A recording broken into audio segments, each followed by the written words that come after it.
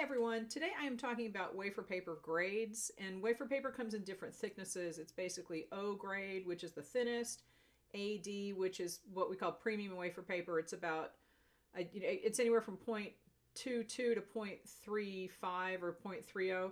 The stuff that I use is 0.30, and that's millimeters thick, so it's very thin, but it's more flexible. I use this to make wafer paper flowers. A lot of people use the O grade, which is the thinnest, to make wafer paper flower petals because they're very delicate looking.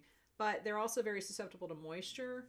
And when I'm selling these to people, I don't know what they're using them for. So they could be using them to put on cookies. They could be using them to place flat on cupcakes. They could be attaching them to a cake. So I don't like to do things that are too light because it's going to melt and then my customers are not going to be happy. And if it's too thick, which is the next grade up, then it's really noticeable on the cake. So this AD grade is kind of a good middle ground. It's a little thicker so that it's sturdier and you can put it in a glass. You could actually float this in liquid for a little bit longer. If you float O grade wafer paper in water, it's just going to dissolve. And you can attach this to a cake if you're wrapping a wafer paper wrap around it. It's not going to be as susceptible to damage from the icing as the O grade would. Okay, and it's easier to make wafer paper flowers with it because the petals will stand up to a little bit of manipulation. O grade is, or this is the DD. This is the DD grade. This is the thickest, and I have two sheets of it here. This is the AD. You can see how that is, and this is the O grade, or the DD grade. This is AD, and this is DD. Let's get it straight. But the AD is what I use to make cake wraps, like to just print the whole page and then wrap that around a cake. DD is more like a cardstock, and it's basically two of these put together. It's twice as thick. It's a little sturdier, but it's also harder to manipulate because it is thicker, and it will break if you have, like if you take this and bend it, it will bend to a certain extent, but then it's likely to crack. And if you open this up, it's interesting. You can peel this back. I don't know if you guys can see that, but it is kind of like a 2 layers of the AD grade. So it's good for different things.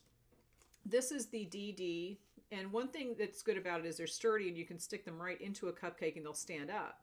So if you're looking for a different type of cupcake topper that stand up, this is a good one to use. They're not going to taste, it's going to be more noticeable. They don't have any flavor really. They don't taste like anything.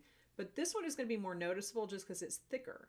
So it's really up to what you're using it for. If you're decorating cookies, I would use just the regular AD or an O because it's thinner. It's not going to be as noticeable when you're eating the cookies. And if you want a cupcake topper that stands up, the DD works well. But I offer most of my wafer paper items in the AD because it's kind of a good middle ground between the super thin and the thicker.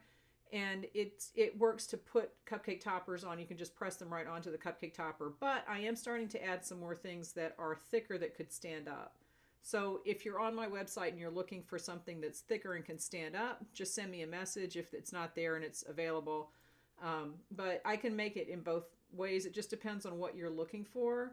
But if you want something that's going to last a little longer without you having to be as picky about it, get either the AD or the DD.